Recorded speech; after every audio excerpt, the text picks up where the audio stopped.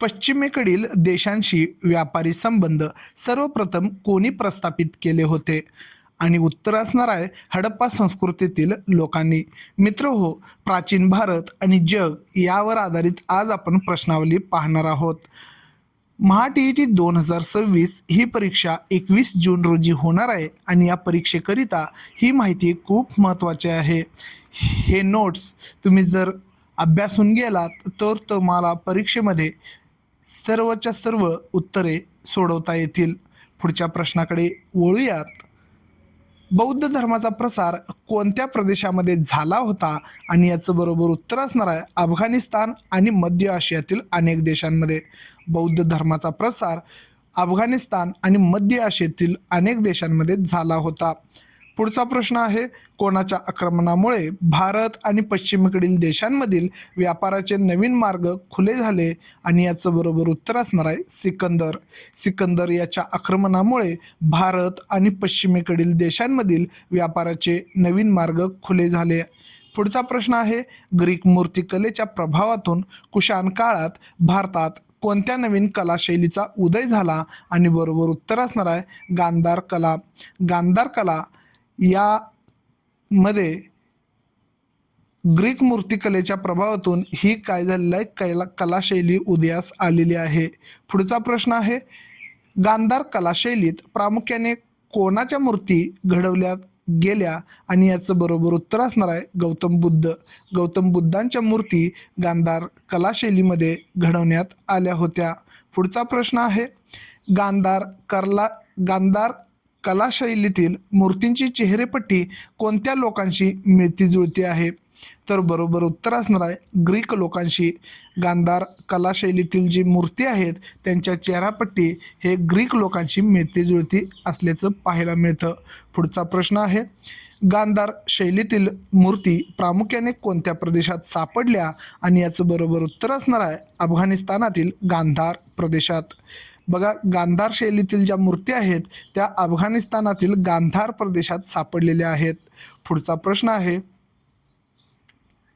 भारत आणि रोम यांच्यामधील व्यापार कोणत्या शतकात भरभराटीस आला होता? आणि याचं बरोबर उत्तर असणार आहे इसवी सनाच्या पहिल्या आणि दुसऱ्या शतकात. भारत आणि रोम यांच्यामधील जो व्यापार आहे तो इसवी सनाच्या पहिल्या आणि दुसऱ्या शतकामध्ये भरभराटीस आला होता. रोमन बनावटीच्या काशाच्या वस्तू महाराष्ट्रातील कोणत्या ठिकाणच्या उत्खननात सापडल्या? बघा, रोमन बनावटीच्या ज्या काशाच्या वस्तू होत्या ह्या महाराष्ट्रातील कोल्हापूर या ठिकाणच्या उत्खननात सापडलेल्या आहेत. पुढचा प्रश्न आहे रोमन बनावटीच्या अनेक वस्तू तामिळनाडूतील कोणत्या ठिकाणी झालेल्या उत्खननात सापडल्या? आणि बरोबर उत्तर असणार आहे आरिकामेडू. बघा, आरिकामेडू येथे जे उत्खनन झालं तिथं रोमन बनावटीच्या अनेक वस्तू सापडलेल्या आहेत. हे तामिळनाडूमध्ये ठिकाण आहे. पुढचा प्रश्न आहे आरिकामेडू येथे कोणत्या रोमन सम्राटाचे सोन्याचे नाणे सापडले? आणि बरोबर उत्तर असणार आहे रोमन सम्राट ऑगस्टस. बघा, रोमन सम्राट ऑगस्टस याचे जे सोन्याचे नाणे आहे ते आरिकामेडू हे तामिळनाडू राज्यातील ठिकाणी सापडलेलं आहे, उत्खननामध्ये सापडलेलं आहे. पुढच्या प्रश्नाकडे वळूयात. भारतातील सुरुवातीची नाणी कोणाच्या नाण्याच्या धर्तीवर घडवलेली होती? आता भारतात जी सुरुवातीला नाणी घडवण्यात आली होती ही ग्रीक नाण्यांच्या धर्तीवर घडवण्यात आलेली होती. पुढचा प्रश्न आहे ॲफोरा म्हणजे काय? आणि याचं बरोबर उत्तर असणार आहे एक प्रकारचा कुंभ. ॲफोरा म्हणजे एक प्रकारचा कुंभ असतो आणि अफगाणिस्तानमधील हड्डा येथील स्तूपांमधील शिल्पात याचा उल्लेख आढळतो. बघा, अफगाणिस्तानमधील हड्डा या ठिकाणी जे स्तूप आहेत त्या शिल्पामध्ये हे ॲफोरा पाहायला मिळतात किंवा त्यांचा उल्लेख आढळतो आणि याला एक प्रकारचा कुंभ म्हणून ओळखलं जातं. पुढचा प्रश्न आहे भारत आणि रोम यांच्यामधील व्यापारात इजिप्तमधील कोणते बंदर महत्त्वाचे होते? आणि याचं बरोबर उत्तर असणार आहे अलेक्झांड्रिया. भारत आणि रोम यांच्यामधील व्यापारामध्ये इजिप्तमधील अलेक्झांड्रिया हे बंदर महत्त्वाचे होते. पुढचा प्रश्न आहे भारतीय माल युरोपमध्ये पोहोचवण्यात कोणाची भूमिका महत्त्वाची होती? आणि याचं बरोबर उत्तर असणार आहे अरबी व्यापारी. भारतीय माल युरोपमध्ये पोहोचवण्यासाठी अरबी व्यापारी महत्त्वाची भूमिका बजावत असत आणि ते भारतीय माल अलेक्झांड्रियापर्यंत वाहून नेत असत किंवा घेऊन जात आणि तेथून ते युरोपला पाठवत असत. पुढचा प्रश्न आहे, अरबी लोकांनी भारतीय मालासोबत युरोपपर्यंत काय पोहोचवले? आणि याचं बरोबर उत्तर असणार आहे भारतीय तत्वज्ञान आणि विज्ञान. गणितातील कोणती संकल्पना भारताने संपूर्ण जगाला दिलेली मोठी देणगी मानली जाते? आणि याचं बरोबर उत्तर असणार आहे शून्य ही संकल्पना. पहिल्यांदा इथे जरा थोडंसं टायपिंग मिस्टेक झालेलं आहे. बघा, अरबी लोकांनी भारतीय मालासोबत युरोपपर्यंत काय पोचवले? तर भारतीय तत्वज्ञान आणि विज्ञान हे युरोपपर्यंत अरबी लोकांनी पोचवलेलं आहे. आणि गणितातील कोणती संकल्पना भारताने संपूर्ण जगाला दिलेली मोठी देणगी मानली जाते? तर शून्य ही संकल्पना ही भारताने संपूर्ण जगाला दिलेली मोठी देणगी मानली जाते. पुढचा प्रश्न आहे, युरोपला शून्य या संकल्पनेचा परिचय कोणी करून दिला? आणि याचं योग्य उत्तर असणार आहे अरबी लोकांनी. युरोपला शून्य या संकल्पनेचा परिचय अरबी लोकांनी करून दिलेला आहे. बौद्ध धर्माचा प्रसार करण्यासाठी सम्राट अशोकाने श्रीलंकेला कोणाला पाठवले होते? आणि याचं बरोबर उत्तर आहे स्वतःचा मुलगा महेंद्र आणि मुलगी संघमित्रा यांना. बौद्ध धर्माचा प्रसार करण्यासाठी सम्राट अशोकाने श्रीलंकेला स्वतःचा मुलगा महेंद्र आणि मुलगी संघमित्रा यांना पाठवलं होतं. पुढचा प्रश्न आहे, श्रीलंकेतील कोणत्या ठिकाणच्या लेण्यांमधील भित्तिचित्रे अजिंठा शैलीशी मिळती जुळती आहेत? तर याचं बरोबर उत्तर असणार आहे सिगिरिया. बघा, श्रीलंकेमध्ये लेण्यांमध्ये जी भित्तिचित्रे आहेत ते अजिंठा शैलीशी मिळती जुळती आहेत आणि ते सिगिरिया येथील किंवा या ठिकाणची जे भित्तिचित्रे आहेत ते मिळती जुळती असणार आहेत. पुढचा प्रश्न आहे, प्राचीन काळी भारताचे व्यापारी मार्ग कोणकोणत्या समुद्रातून जात असत? आणि याचं योग्य उत्तर असणार आहे अरबी समुद्र आणि बंगालचा उपसागर. प्राचीन काळामध्ये भारताचे जे व्यापारी मार्ग आहेत ते अरबी समुद्र आणि बंगालचा उपसागर या समुद्रातून जात असायचे. पुढचा प्रश्न पहा, नकाशानुसार भारताचे व्यापारी संबंध आशियातील कोणत्या प्रमुख देशाशी होते? आणि याचं बरोबर उत्तर असणार आहे चीन, जपान, इराण, अरबस्तान.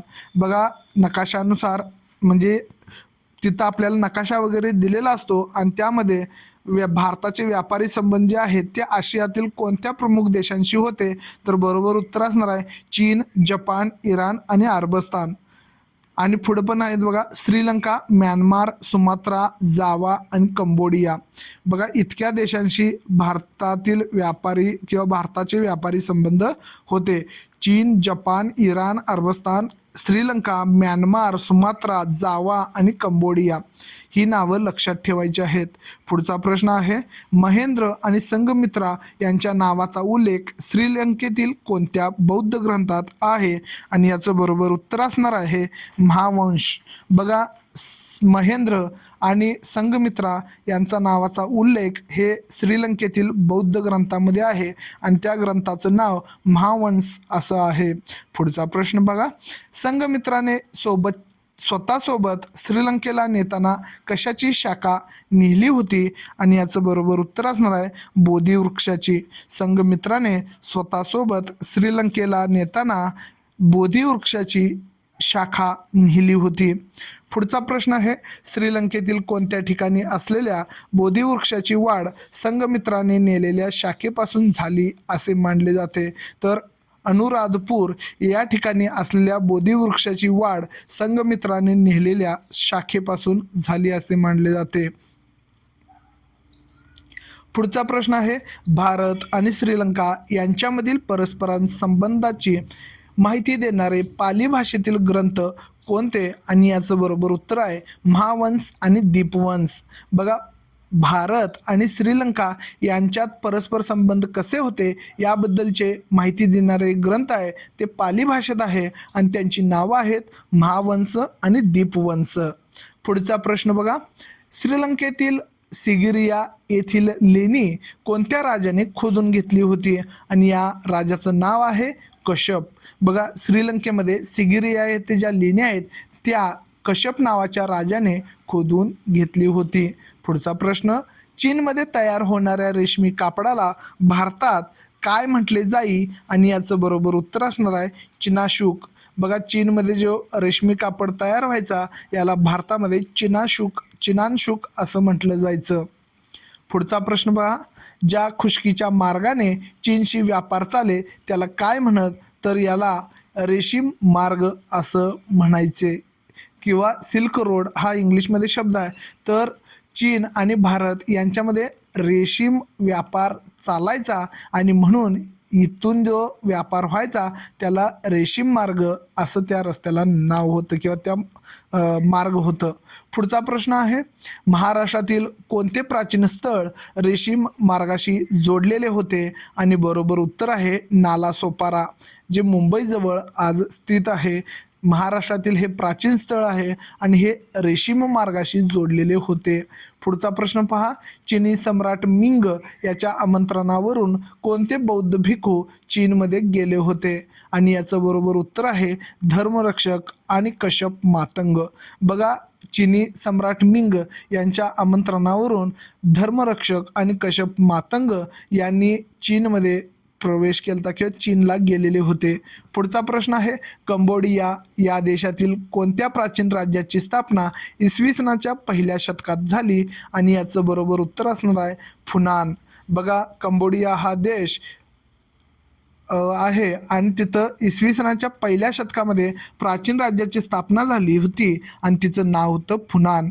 पुढचा प्रश्न पहा, फुनान या राज्याची स्थापना कोणी केली होती आणि या राज्याची स्थापना कौंडिन्य नावाच्या भारतीयाने केली होती, भारतीय व्यक्तीने केली होती.